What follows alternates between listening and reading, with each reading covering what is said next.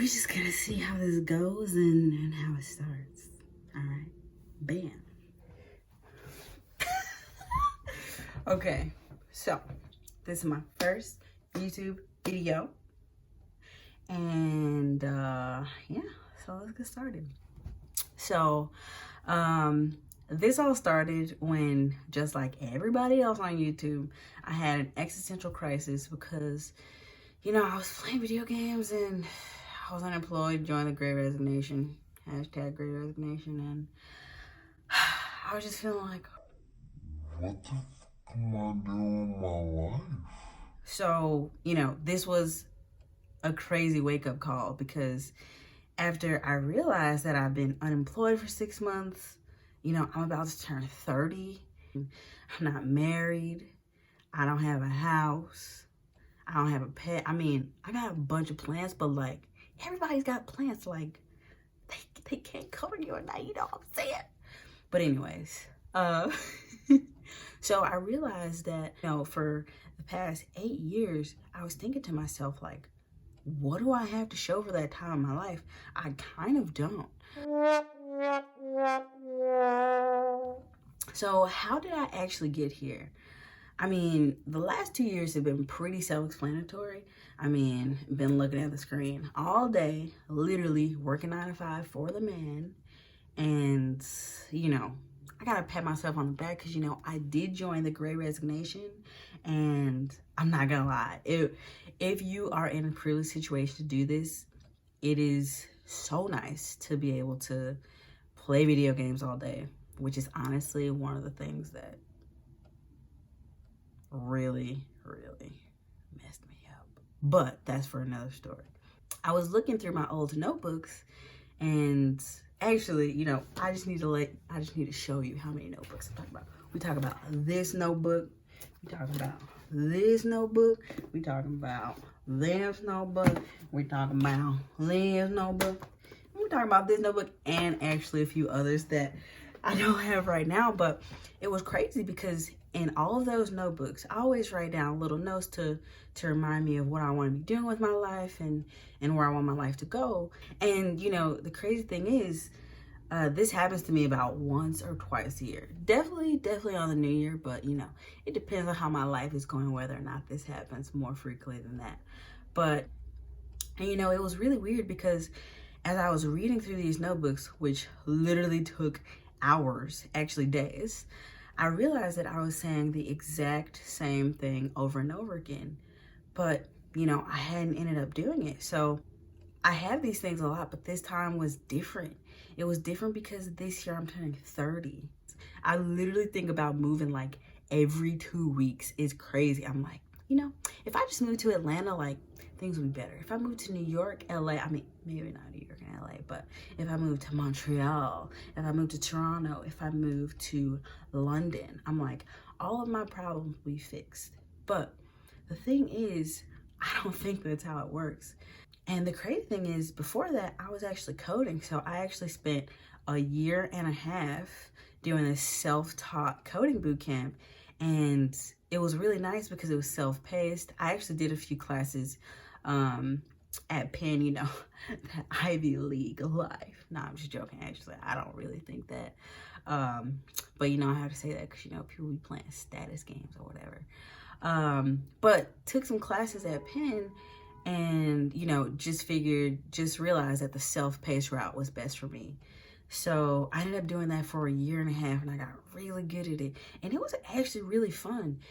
But the thing is, like, you know, working in the tech industry and even working as a software engineer seems to be a lot different than just like learning it on your own and, you know, building your own projects and things like that.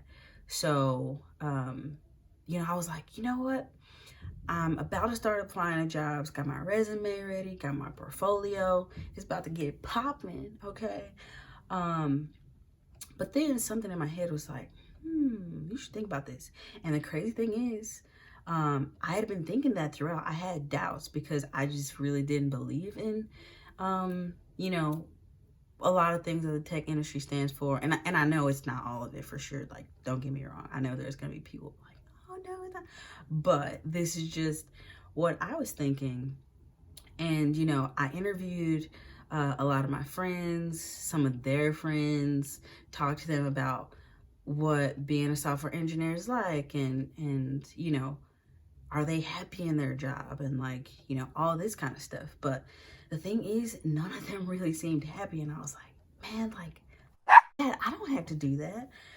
So it was really tumultuous. I mean, most of the people in my life supported me with that decision, but I felt a little guilty about it all. But honestly, I also felt a huge weight lifted off my shoulders, because there were things that were in those notebooks that I've wanted to do, like, probably for a few decades, that I've just been afraid to do. I've been, you know, driving myself out of fear, not really thinking about what that would look like for my life, because, you know, when you think about it, your job is more than half of your life. Literally, you spend 8 hours sleeping and 8 hours at work. Like, that just leaves 8 more hours, like, sleeping. I'm like, that doesn't really count. But yeah, you spend so much time at your job, and it's like, I better be loving this, or I'm literally about to be wasting like 30 actual years of my life. And another thing I want to say about coding is I was actually lucky. Like, I was actually one of the few people that actually liked coding and didn't just do it for the money. Like, I've been obsessed with Jimmy Neutron since I was a kid. Like, you can ask anybody. I had the shirts. I had the, you know, those little, what are those, joystick powered cars or whatever? Whatever. I had like, the little remote control race cars. Like, I had it all. Jimmy Neutron was my thing. But I just came to realize that I loved learning to code and programming more than I actually loved the idea of working in a job and even making 6 figures. And you know, I had joined a few communities, but it was weird because they were really kind of gatekeepy. You know, I joined a few of them, and you know, a couple of them were cool, like Black people in tech, and I think it's Black women talk tech, or lesbians who tech too. Those are all like pretty nice communities, but it wasn't really consistent, and I never really felt welcome. You know, I think that also says a lot about why people have a hard time getting a tech job, because it's like, oh, you know, you have to jump through all these different hoops to get a job, and there's a shortage of jobs because literally these companies are doing some crazy and making people jump through so many hoops. So, you know, honestly,